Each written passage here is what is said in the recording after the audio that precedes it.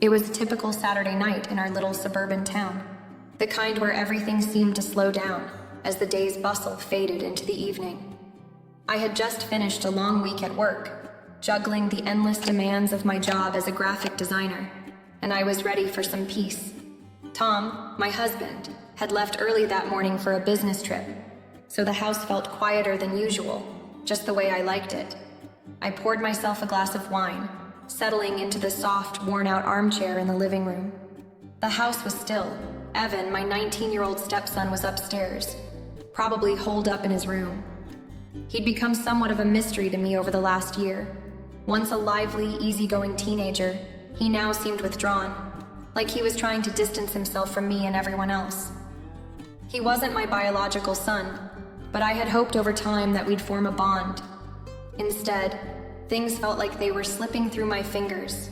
I sat there, the glass cold in my hand, gazing out at the quiet street. It was the kind of evening where you could hear the hum of crickets in the yard and the distant sound of a car driving by. Nothing special, nothing out of the ordinary. But I couldn't shake the feeling that something was simmering beneath the surface. The silence between me and Evan had grown thicker lately, heavier. Ever since Tom's long hours at work had become more frequent and his trips more extended, I found myself noticing how much time Evan and I spent alone. There had always been this uncomfortable distance between us, but it seemed to have deepened after his father's promotion last year. I thought about our conversations, or lack thereof. There was always this wall between us. I wasn't sure if it was because I wasn't his real mom, or if it was something else entirely. Maybe he was just adjusting to life as an adult, figuring out who he was outside the shadow of his father's expectations. Maybe I was simply someone he didn't feel he could talk to. But still, there was a part of me that wondered if I had failed him somehow. The house felt big without Tom around. I had grown used to the idea of sharing it with Evan, even though we were more like strangers passing in the halls than a family. The tension between us was like this invisible thread that stretched tighter every time we interacted. He'd come into the kitchen to grab a snack, his gaze barely meeting mine, and I'd try to make small talk, but it was always forced. I couldn't remember the last time we had a real conversation. As I sat there, I noticed the clock ticking on the wall, each second dragging by. I could hear Evan moving around upstairs, but there was no loud music or the sound of him gaming like there usually was when he was lost in his own world. It was unusually quiet. Maybe he was in his room, maybe thinking, or maybe he was just avoiding me like he always did lately. There was an unease I couldn't ignore, like I was waiting for something to happen, but not sure what it was. I checked my phone. Nothing. Tom had texted me earlier in the day, a quick check-in from his business trip. Nothing special, just the usual. I miss you, and everything's fine here. I always appreciated those texts, even if they were short, but still it was just me here left to fill the space. Even when Tom was home, I still often felt like I was living in someone else's house, trying to carve out my own space in a life that wasn't completely mine. There were times when I'd go upstairs to Evan's room, knock lightly on the door, and ask if he needed anything, but he always declined. Sometimes I'd hear him on the phone with his friends, laughing, joking, and I'd tell myself that everything was fine. But then, just as quickly, the house would fall back into silence. It made me feel like an outsider in my own home. I could hear footsteps now, slow and measured, coming down the stairs. Evan appeared at the doorway of the living room, his face a mix of tiredness and something else I couldn't quite place. For a moment, he just stood there, as if unsure whether to come in or leave. His eyes flicked to the wine glass in my hand, then quickly back up to my face. "Everything okay?" I asked, trying to keep my tone light, but there was a trace of concern in my voice that I couldn't mask. "Yeah," he replied, his voice low. He didn't seem to want to talk about whatever was bothering him. Instead, he shuffled toward the kitchen, and I could hear the sound of the refrigerator opening and closing. My heart tugged at the sight of him, his shoulders hunched, and the way he carried himself, like he was carrying some weight no one could see. I wasn't sure what was going on in his mind. All I knew was that I wanted to reach out, to bridge the gap between us, but I wasn't sure how. I took a sip of my wine, trying to gather my thoughts, but the unease lingered in the pit of my stomach. Something was shifting, something subtle but undeniable. I couldn't put my finger on it, but I knew that the night was far from over, and neither was the tension that seemed to cling to everything we did. The evening carried on in the quiet, subdued way that had become so familiar between Evan and me. After he grabbed a quick snack from the kitchen, he returned to the living room, but didn't sit far from where I was lounging on the couch. For a moment, I thought he was just going to ignore me like he usually did, but instead, he hesitated. He didn't quite meet my eyes, but there was something different in the way he stood. "Hey, Laura," he began, his voice low and almost hesitant. He shifted from one foot to the other, like he wasn't sure if he should say anything at all. "Can we talk?" I looked up from my wine glass, surprised. "Of course," I said, trying to sound casual, but my heart skipped a beat. Evan didn't usually seek me out for anything unless he had to. We had a strange sort of relationship, with our conversations usually revolving around mundane things, homework, chores, or passing comments about the weather. But this time, it was different. There was something in his posture, something unspoken hanging in the air between us. He sat down beside me, but there was still this invisible distance between us. I waited, not sure what he was going to say, but sensing that it wasn't going to be small talk. "I don't know. I guess I just..." Evan's words trailed off. He rubbed the back of his neck, looking anywhere but at me.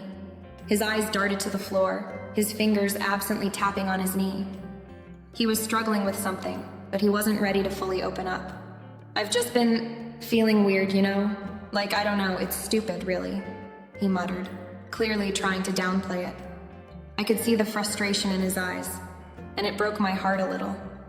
Evan was never one to ask for help, and the fact that he was even sitting here now trying to talk to me meant something, though I wasn't sure what. I set my wine down on the table and turned my full attention to him. "You don't have to feel like it's stupid, Evan. What's been bothering you?"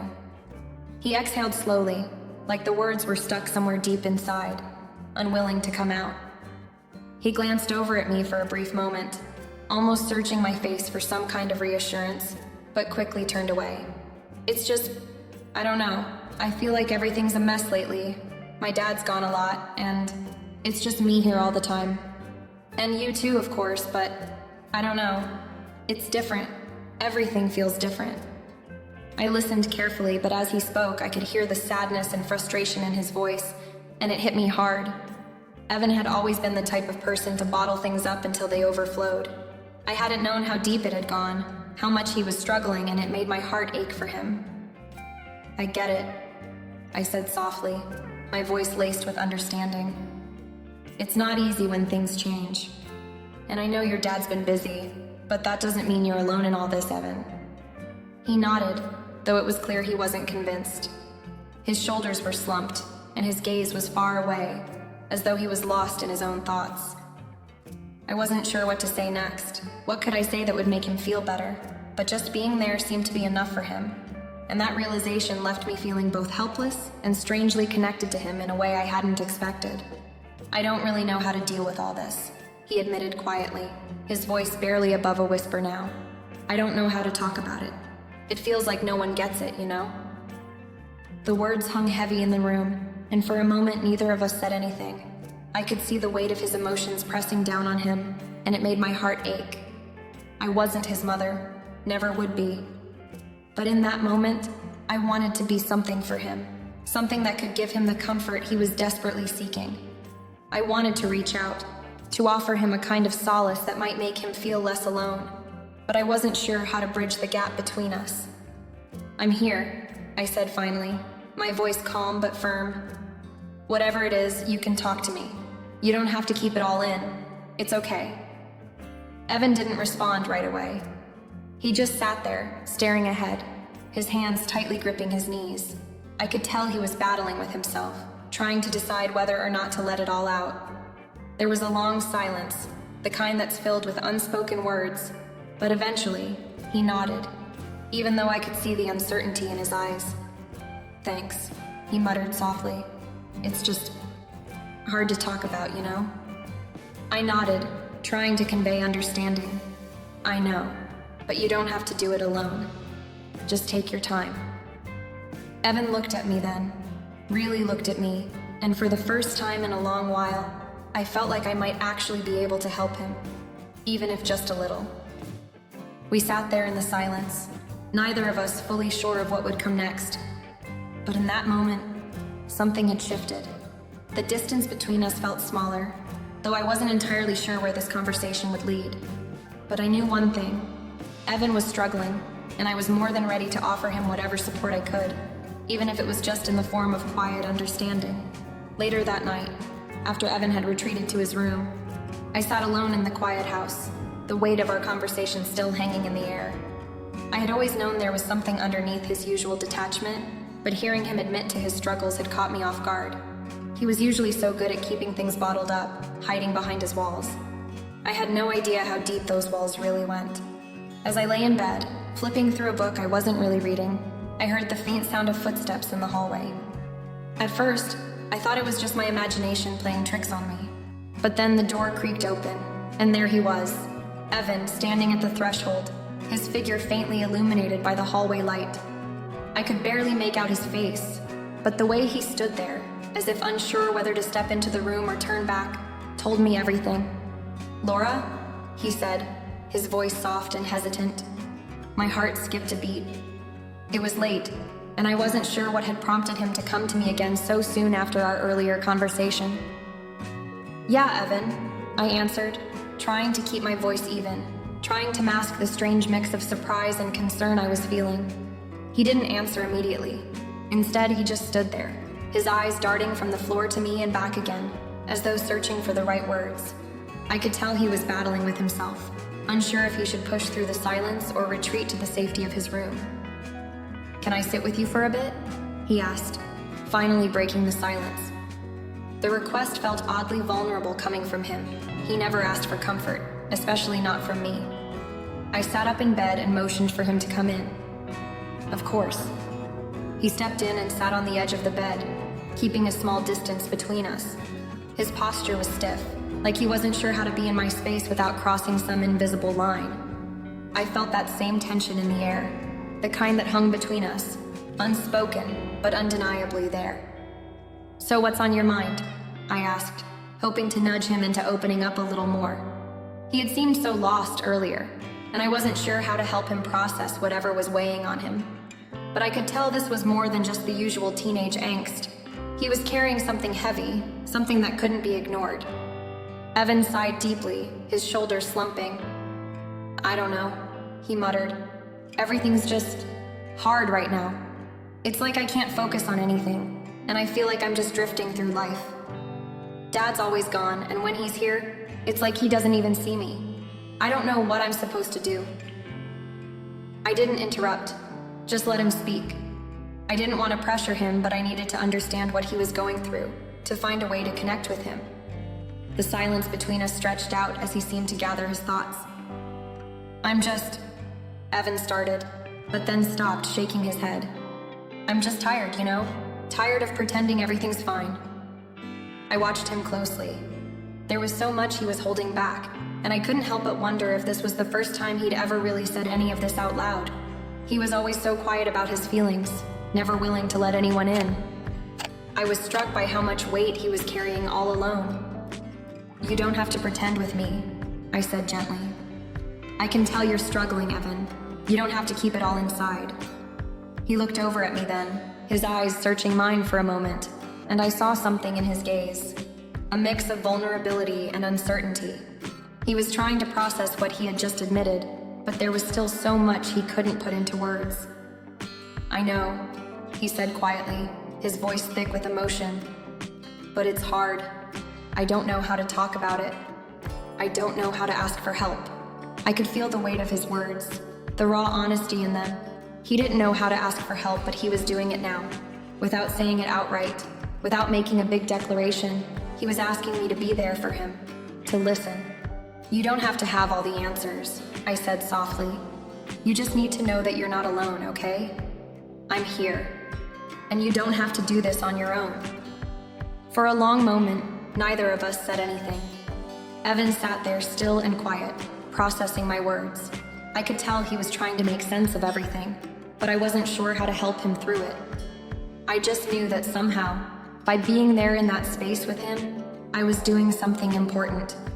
Eventually, Evan let out a small breath and nodded, though it wasn't like he was completely at peace with it. "Thanks," he said, barely audible, but I could hear the gratitude in his voice. It wasn't much, but it was something. He stood up, hesitated for a second, then turned to leave. But before he could step out, he glanced back at me. "Good night, Laura." "Good night, Evan," I replied, my voice soft.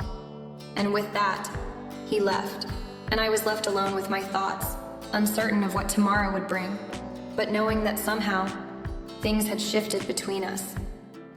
We hadn't had a breakthrough, but we had started talking in a way we never had before. And maybe that was enough for now. The following evening, after a quiet dinner of takeout pizza, the house seemed to hum with a low, almost tangible tension. Tom was still gone, and the silence between Evan and me felt different this time, heavier somehow. The usual space we kept between us felt almost too wide now, but neither of us seemed to know how to bridge it. After dinner, Evan didn't head straight back to his room as usual. Instead, he lingered in the living room, his eyes flicking toward me as if waiting for something, maybe an invitation to stay. I was sitting on the couch, flipping through a magazine, trying to look busy, though my mind kept drifting back to the quiet conversations we'd had over the past few days. There had been a subtle shift in him, less withdrawn, more open in his way, but still guarded. I could feel that space between us narrowing, but it wasn't easy. There was something unspoken now, something heavy in the air. After a few moments of quiet, Evan moved to sit on the opposite end of the couch, closer than he had been in weeks. He didn't sit too close, but it was closer than the usual distance we kept. It felt almost intentional, like he was testing the waters to see if I would notice. He didn't say anything, just sat there, staring at the TV screen without really watching it. I could tell he wasn't paying attention to the movie, just using it as a way to fill the silence. I tried to focus on my magazine, but the sound of his breath, the occasional shifting of his weight as he settled, was more distracting than anything else. There was a warmth in the room now, but it wasn't from the heater or the soft glow of the lamp. It was coming from the closeness, the proximity that had shifted in a way neither of us had acknowledged. I glanced at him, just a quick look, but it felt like a full moment. He caught my gaze and held it for just a second too long, his expression unreadable. It was strange the way he looked at me, not with discomfort, but with something else, something I wasn't quite sure how to place. His eyes softened slightly, and he gave a small nod, as if silently asking for permission. For a fleeting moment, it felt like the room was too small, like there was too much unsaid between us to keep things normal. I could feel the warmth of his body from where I sat, and it was enough to make me hesitate. The familiar, comfortable distance we'd kept for years now felt like it was starting to shrink, and there was something about it that was both comforting and unsettling at the same time. I knew I should break the silence, do something to diffuse the tension, but instead, I found myself frozen in place, unsure of how to respond. My usual role as the steady stepmother, the one who kept everything in its place, seemed harder to maintain now. I could feel the weight of the situation, the shift in the dynamic between us. His presence was no longer just that of the young man I'd helped raise. It felt more complicated, more intimate. Evan shifted a little, his knee bumping against mine, almost by accident. He quickly pulled away, as if startled by the contact, but it was enough to send a jolt through me. A simple touch, one that might have been overlooked before, suddenly felt loaded. His eyes darted to mine, and for a brief second, there was a silent understanding between us, an acknowledgement of something unspoken but understood. I swallowed, feeling my heart rate pick up slightly. "You okay?" I asked, though the question felt almost trivial, like I was trying to keep things normal when they clearly weren't. Evan nodded, though his gaze didn't leave mine. There was something in the way he looked at me that made it hard to breathe for a moment. It was the sort of look that you could pretend you didn't notice, but once it was there, you couldn't ignore it. It felt like a question was hanging in the air, one that neither of us was ready to ask aloud, but one that both of us knew was coming. "I'm fine," he said softly, his voice lower than usual. But it was his tone that threw me off. There was a vulnerability there, a quiet openness I hadn't heard from him before. It was as if the walls he'd kept up for so long were starting to crumble, and I wasn't sure how to respond to the person standing before me now. We sat in silence for a long while, neither of us saying anything. The tension in the room was palpable, and though it wasn't overt, I could feel it pressing against the walls. I kept telling myself it was just the closeness, the awkwardness of it all, but deep down I knew that something had shifted between us. The space that had once been comfortable now felt like a chasm we were both trying to navigate without knowing how. Finally, Evan shifted again, standing up to leave. But before he walked away, he turned back to me, offering a small, almost imperceptible smile, one that lingered just a little longer than usual. I didn't know what to make of it, but it stayed with me as he left the room, the sound of his footsteps echoing down the hall. The warmth in the room faded as soon as he was gone, but the strange sense of closeness remained, hanging in the air like an unspoken promise. I sat there for a long time, trying to make sense of what had just happened. Had I imagined it? Or was this a sign of something bigger, something I wasn't ready to face? All I knew was that things were changing between us. Slowly, quietly, but undeniably. And I wasn't sure if I was ready for the path that lay ahead. The next morning, I woke up early, the quiet hum of the house already unsettling me. The storm had passed overnight, leaving the air fresh and crisp, but the weight of the previous evening hung over me like a thick fog. The house felt emptier, and yet, the presence of Evan lingered, even though he was still asleep in his room. I wasn't sure what had shifted between us, but it was there, undeniable in the way the space felt different, charged, as if we'd crossed some invisible line, and neither of us knew exactly what that meant. I moved through my morning routine mechanically, trying to ignore the knot that had formed in my stomach. The thought of the night before kept creeping back into my mind, replaying the moments where his closeness had seemed so unfamiliar, yet strangely comforting. It wasn't the typical stepmother-stepson relationship anymore. It felt like something else, something complicated. And I hated how much I couldn't define it, couldn't make sense of it. As I prepared breakfast, I could hear Evan moving around upstairs, the creak of his footsteps on the floorboards. He didn't come down immediately, though. I wondered if he was still processing whatever had passed between us, or if he was avoiding me, unsure of what to say. The thought made my chest tighten, but I didn't know what I expected. What could we say to each other after everything? I was still trying to figure out what it all meant, and I wasn't sure I wanted to face it just yet. When Evan finally came down, there was a noticeable change in his demeanor. He seemed quieter than usual, his face more closed off, as though he'd retreated into himself again. He grabbed a mug from the counter, his movements slow and deliberate, almost like he was waiting for me to say something, but neither of us spoke. The silence between us felt thicker this time, heavier. I placed the pancakes on the table, trying to keep my voice normal, my demeanor calm. "You sleep okay?" I asked, my tone light, though it felt forced, like a mask I was wearing to hide the unease bubbling inside me. Evan nodded, but his eyes didn't meet mine. Instead, he stared at his plate, his fingers tracing the rim of his mug. I could tell he was thinking, but about what, I wasn't sure. I felt a pang of frustration at not knowing how to reach him, how to talk about what had happened without making things worse. But I didn't push it. If he wasn't ready, I knew I couldn't force him. As we ate, the tension between us simmered beneath the surface, neither of us willing to acknowledge it out loud. Every time our eyes met, I saw something there, something more than the usual awkwardness of a stepmother and stepson, something deeper and more unsettling. And each time I looked away quickly, afraid that if I held his gaze for too long, I'd lose my nerve or say something I'd regret. When breakfast was finished, Evan stood up to clear the dishes, but I stopped him. "I'll get it," I said, trying to sound more in control than I felt. He paused for a moment, then gave a small, stiff nod, walking out of the room without a word. The way he moved, careful as if walking on eggshells, only heightened my unease. It wasn't like the usual interactions we had. Usually he'd make small talk or joke around, but now it felt like we were both tiptoeing around something, avoiding the elephant in the room. I stared at the empty table, my mind racing. What was happening between us? Was it just me feeling this, or had he noticed it too? I tried to shake off the thought, but it clung to me like a shadow, growing darker as the day went on. I spent the rest of the morning in a haze, unable to focus on anything. Every so often, I'd catch myself looking toward the door to his room, wondering if he was thinking about the night before, or if it was all just in my head. But when I finally saw him again later in the afternoon, he acted like nothing had changed, like nothing had happened at all.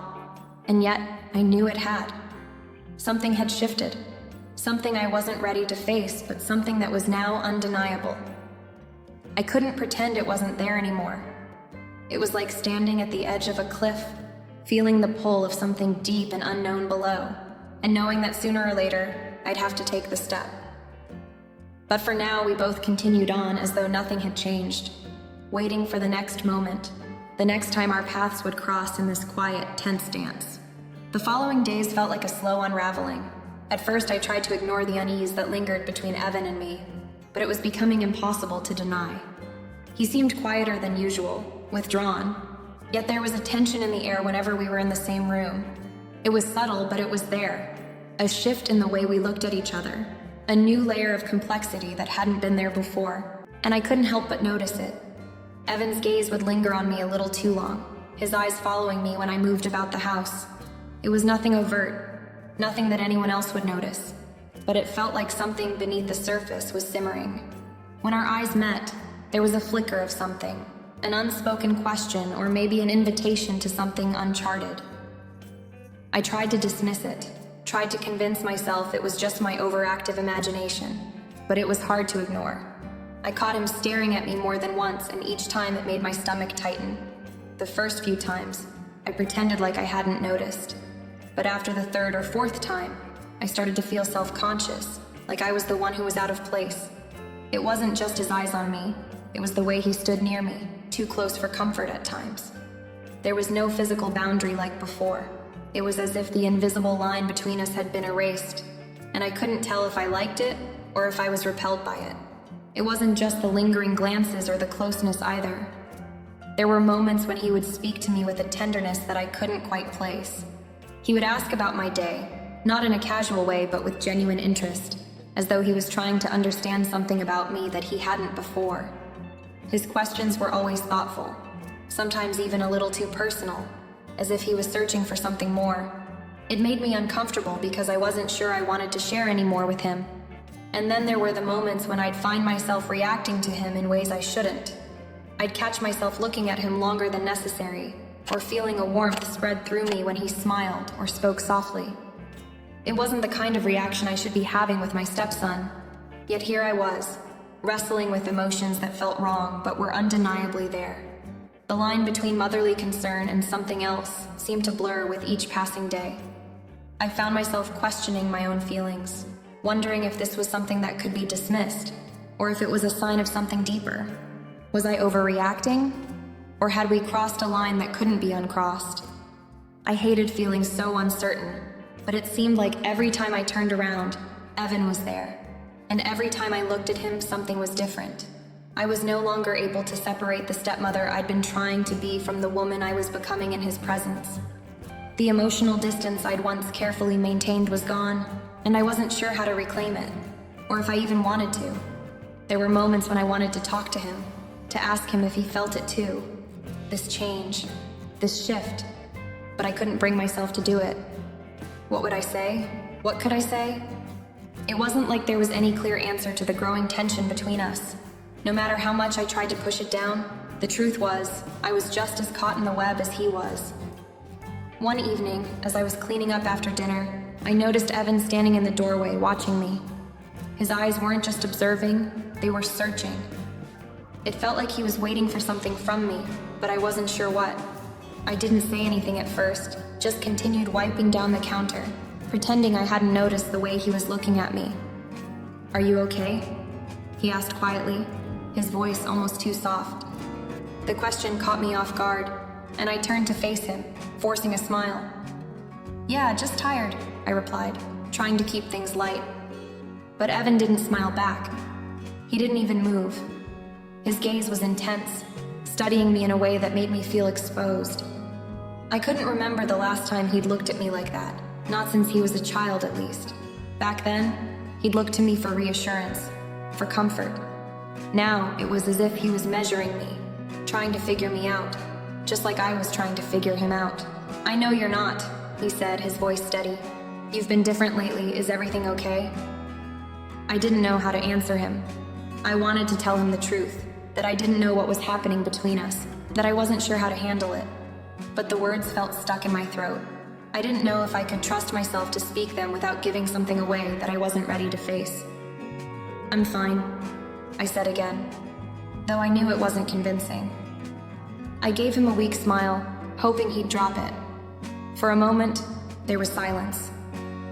Evan stared at me, his expression unreadable, and I could feel the weight of the conversation hanging between us. I didn't know how much longer I could keep pretending everything was normal, but I didn't know how to make it right either. Finally, Evan sighed and turned away, retreating to his room without another word. As his footsteps faded, I was left standing there, frozen. I wanted to scream, to cry, to somehow fix this, but I didn't know how. The discomfort was no longer just a passing thought. It was there, growing with every quiet moment between us, and I had no idea how to stop it. It was one of those nights where the storm outside seemed to echo the turmoil inside. The wind howled against the windows, and the thunder rumbled like a distant warning. I had been trying to lose myself in a book, but the words on the page just blurred as I kept hearing the same question in my mind. What was happening between Evan and me? What was this strange tension that hung between us, thick as the storm outside? I had just turned off the lamp by my bed when I heard the soft creak of the floorboards outside my room. My heart skipped a beat, my breath catching in my throat. I didn't need to look up to know it was Evan. There had been a change in his rhythm, in the way he moved around the house. It was as though he no longer tried to hide himself, and I was too exhausted to pretend I wasn't aware of it. The door to my room slowly cracked open, and I froze. Evan's silhouette stood in the doorway, framed by the dim light from the hallway. For a moment, neither of us spoke, but the air between us was thick with something unspoken, something neither of us could name. "Can we talk?" he asked quietly. His voice, usually so casual, now carried a weight I hadn't heard before. I swallowed hard, feeling my pulse quicken. "What's on your mind, Evan?" He stepped inside without waiting for permission, his presence filling the room, making the space between us feel smaller. The soft light from the hallway cast shadows on his face, but I could see the unease there. He looked older, more vulnerable than usual, and my stomach twisted in response. "I don't know what's happening," he said, his voice wavering just slightly. "But I feel like I'm losing myself." His words hung in the air, heavy and raw. "And I feel like I'm losing you too." My heart ached as I listened. I wanted to reach out to reassure him that everything was okay, but I couldn't. There was too much swirling between us, too many unspoken emotions, too many lingering doubts. I could feel the heat of his presence, the tension in the space between us, and I wasn't sure what to say anymore. "Evan, I don't know what you mean," I said, trying to keep my voice steady. "You're not losing me. I'm still here." But even as the words left my mouth, I knew they weren't enough. They weren't the truth. I was still here, yes, but was I really the same person to him anymore? Or was I someone different in his eyes, someone he needed more than just a stepmother? The thought made my chest tighten, and for a moment I couldn't breathe. Evan stepped closer, and my heart skipped a beat. The distance between us, once clear and defined, was gone. There was no longer any space for me to hide, no way to ignore the weight of the connection we shared. I could feel the warmth of his body near mine, the same warmth I had tried to push away before. "I don't know what's happening to me," he continued, his voice barely above a whisper. "But I can't stop thinking about you. I can't stop feeling like there's something more between us." I didn't know how to respond. The words caught in my throat, my mind spinning with confusion and panic. What was I supposed to say to that? How could I reassure him, or even myself, when I felt the same pull, the same discomfort? The silence stretched between us, thick and suffocating. I could feel the tension rising, could feel the weight of his words pressing down on me. He was waiting for an answer, but I didn't know if I had one. All I knew was that the ground beneath me had shifted, and I was standing on unstable ground, unsure of where I was going to land. Finally, I managed to speak, though my voice was shaky. Evan, I don't know what you're feeling, but this isn't right. We can't. I know. He interrupted softly, his eyes searching mine. I know it's wrong, but I can't stop feeling it, and I don't know what to do with it. The words hung in the air like a confession, raw and vulnerable. And for a moment, I didn't know if I was supposed to comfort him, to reassure him, or to put distance between us. Everything felt tangled like a knot that couldn't be undone, and I wasn't sure if I was strong enough to untangle it. He took a step back, his shoulders slumping as if the weight of his own words had crushed him. I'm sorry, he whispered. I didn't know who else to talk to. I shook my head, my mind still racing. Evan, it's okay, but you have to understand, this can't be what you think it is. We can't cross that line. He nodded slowly, though his face betrayed a mixture of hurt and understanding. I know, he said quietly. I just don't know what else to do. As he turned to leave the room, I felt a pang in my chest, a mixture of relief and sorrow. I wanted to tell him everything was going to be okay, that things could go back to normal, but I didn't know if they could. I didn't know if I could go back to who I was before. And as Evan's footsteps faded down the hallway, I was left standing in the quiet darkness, wondering what had just happened, and what we were going to do about it. The storm outside had quieted by the time I found myself sitting alone in the living room. The air in the house felt still, almost suffocating. Evan had left my room that night, and we hadn't spoken since.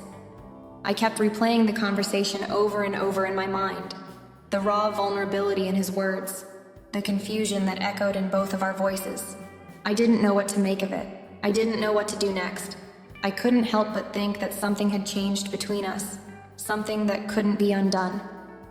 The boundary between stepmother and stepson, the carefully built distance that had once kept us in our respective roles, had blurred, and I wasn't sure if that was a good thing or a terrible one. The more I thought about it, the more I realized there was no going back to how things had been. The tension was palpable, lingering in the quiet spaces of the house, in the way we moved around each other, careful, but also unsure. The next morning, I woke up to an empty house. Tom had returned from his trip, and Evan was nowhere to be found. I tried to push the previous night's conversation out of my mind as I went about the motions of the day, making breakfast, straightening up, going through the motions of normal life, but everything felt off. I couldn't shake the feeling that our relationship had shifted into something neither of us fully understood, and I wasn't sure what to do with that uncertainty. Later that afternoon, as I was cleaning up after lunch, I found myself staring out the kitchen window. The sun had come out after the storm, casting a warm light over the street. It was a beautiful day, but all I could see was the weight of everything that had been left unsaid, everything that now hung between us. I could feel Evan's presence even though he wasn't here. His absence only seemed to amplify the tension, and I wondered where things would go from here. Would he stay away, as if nothing had happened, or would he seek me out again, needing answers? A part of me wanted to reach out, to ask him to come back, to talk through the mess of emotions we both seemed to be caught in. But another part of me feared what might happen if we did. What if we crossed a line we couldn't uncross? What if this connection, whatever it was, led to something I couldn't control? When I finally saw Evan later that evening, he barely met my gaze. There was a quiet unease between us that neither of us knew how to address. I had hoped for some kind of resolution, some kind of acknowledgement of what had happened, but it never came. Instead, there was silence. A silence that spoke volumes, and I realized that perhaps the unspoken truth was that we couldn't go back to what we were before. Our bond, whatever it was, had irrevocably changed.